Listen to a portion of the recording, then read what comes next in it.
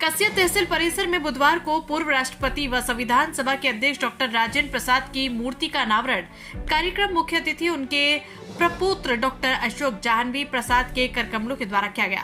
इस दौरान उन्होंने डॉक्टर राजेंद्र प्रसाद के समाज और देश के लिए किए गए कार्यों पर प्रकाश डालते हुए कहा कि डॉक्टर राजेंद्र प्रसाद परिवार नहीं देश की धरोहर थे। उन्होंने उनके देश के प्रति निष्ठा का जिक्र करते हुए कहा कि जब राष्ट्रपति थे तो रात में उनकी बहन का देहांत हो गया था। सुबह गणतंत्र दिवस का सलामी लेनी थी। पंडित जवाहरलाल नेहरू ने जब इस दुखद घटना को जाना तो परेड सलामी में नहीं जाने के लिए समझाया, परंतु नहीं माने और सुबह गणतंत्र दिवस का सलामी लेने के बाद जाकर अपनी बहन का अंतिम संस्कार किया। आगे उन्होंने कहा कि संविधान में प्रदत्त मूल अधिकारों की सुरक्षा करना हम सभी का बराबर की जिम्मेदारी है। देश के निर्माण में अधिवक्ताओं की महत्वपूर्ण भूमिका रही। विशिष्ट अतिथि कुशीनगर सांसद विजय कुमार दुबे ने तहसील परिसर में देश के प्रथम राष्ट्रपति डॉक्टर राजेंद्र प्रसाद की मूर्ति स्थापना के लिए अधिवक्ता संघ की सराहना की और कहा कि भारत रत्न डॉक्टर राजेंद्र प्रसाद देश, समाज और अधिवक्ताओं के लिए प्रेरणा के स्रोत है। इसके अलावा फाजिल नगर विधायक सुरेंद्र कुशवाहा, नगर पालिका अध्यक्ष प्रतिनिधि राकेश जायसवाल ने भी संबोधित किया। देश के महान नेता, शिक्षाविद और वकील भी रहे हैं, देश के राष्ट्रपति भी रहे हैं, उनके मूर्ति के अनावरण में आप आई। आप अपनी संस्था के माध्यम से इन अधिवक्ताओं को क्या संदेश देना चाहते हैं? ओम शांति।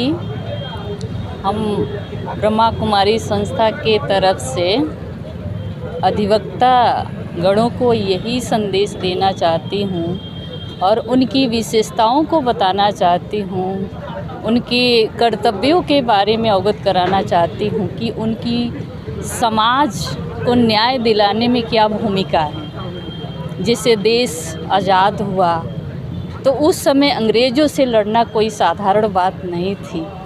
उस समय के लोग भोजपुरी उतना ठीक से नहीं बोल पाते थे, तो ऐसे अधिवक्ता जो संगठन था, लोग थे, देश को आज़ाद कराने में उनकी बहुत बड़ी सहभागिता थी।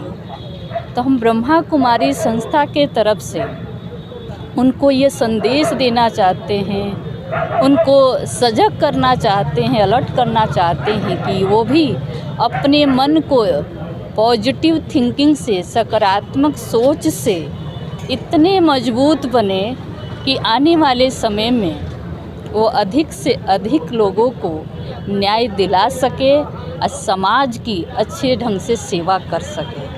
आपका क्या नाम है? बीके मीरा बहन, कुशीनगर संचालिका।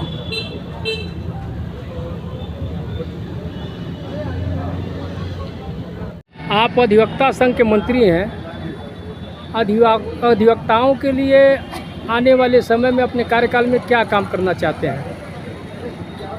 चाहते हैं कि जो भी त्रुटि है इस अधिवक्ता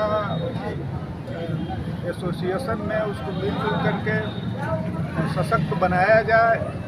कुछ कमरे हैं उसको बनवाया जाए और सबका सहयोग मिल करके मैंने कुछ कार्य किया जाए। न्यायालय को भी सशक्त बनाया जाए जिससे न्याय की प्रक्रिया और सुधरे। यही हम लोग चाहते हैं।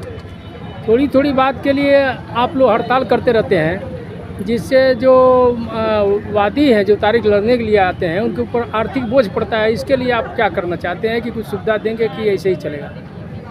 जैसे ये हम लोग का अकेले कुछ हम लोग नहीं कर सकते हैं। बार है, बार एसोसिएशन है, ऑल इंडिया बार एसोसिएशन है, उसका निर्णय जो होता है हम लोग मानते हैं। कोई अलग से हम लोग नया नहीं काम कर पाते हैं। ये चाहते हैं कि न्यायालय चले, बाधिकारियों का हित हो, ज़्यादा से ज़्यादा हित हो, यही हम लोग चाहते हैं। कचहरी के विकास के लिए क्या करना चाहते हैं? कचहरी का विकास तभी संभव है जब सब एक दूसरे से कंधा मिला के अधिवक्ता चलेंगे, बाधिकारी भी चलेंगे तो वो सशक्त होगा। आपका नाम क्या है सर? सुरेश यादव। बहुत बहुत धन्यवाद। डॉक्टर राजेंद्र प्रसाद जी की सबसे अच्छी बात बताइए जो समाज और देश के लिए प्रेरणा स्रोत है। अब ये तो घर वाला हूँ तो इसलिए इसके मेरा मूल्यांकन करना जरा एक तरह से मुनासिब नहीं होगा। लेकिन मतलब ये था कि उन्होंने ये था कि उनकी बेसिकली वो आप लोगों के लिए ज्यादा रहे थे, कंट्री का उनके ऊपर ज्यादा क्लेम था बजाय फैमिली मेंबर्स के। लेकिन बाय एंड लार्ज उनका रहता था, एक रूटीन रहा करता था। कभी मैंने कि मुझे जितना याद पड़ता है, जितना मैंने सुना है, उन्होंने कभी अपनी ड्यूटी के आगे अपनी फैमिली को नहीं चाहा। सर, पहले की राजनीति और आज की राजनीति में शुचिता की कमी है, आप इसको कैसे अपने नजरिए से देखते हैं? वो शुचिता की इसलिए कमी है, उसके लिए खाली जो लोग उसमें गलत करते हैं उनकी रिस्पॉन्सिबिलिटी तो है ही है। हम लोगों की, जैसे मैंने कहा, हम लोगों की भी रिस्पॉन्सिबिलिटी है, जो संभ्रांत वर्ग है, जो शिक्षित वर्ग है, कि हम लोगों ने कॉन्स्टिट्यूशन तो बन गया, लेकिन कॉन्स्टिट्यूशन की स्पिरिट को अडॉप्ट करने में हम लोगों ने वो मुस्तैदी नहीं दिखाई। खुलेआम आजकल यहाँ पर जो गड़बड़ी हो रही है, कॉन्स्टिट्यूशनल ट्रैशिंग हो रही है, सड़क पे होता है, और उसको सिर्फ नीचे के लेवल के लोग नहीं, ऊपर के लेवल के लोगों ने भी उतना नहीं दिखाया, जो ऑफिसर्स हैं उतना नहीं दिखाया जितना उन्हें दिखाना चाहिए।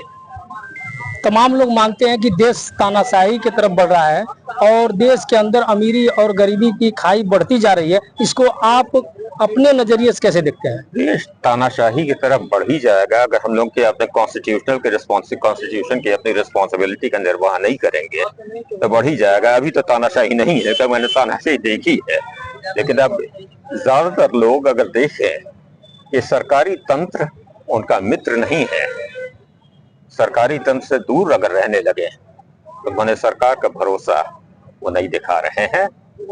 ये नहीं होना चाहिए किसी भी तरीके से। सरकार वाले लोग हमारे अधीन होने चाहिए, बजाय इसके कि हम लोग सरकार वाले लोगों के अधीन रहें। और इस बात का ज्ञान अगर सबको रह जाएगा, तो यहाँ पर कभी तानाशाही नहीं आ पाएगी। आपका परिचय सर? मैं डॉक्टर अशोक प्रसाद हूँ। बहुत बहुत धन्यवाद।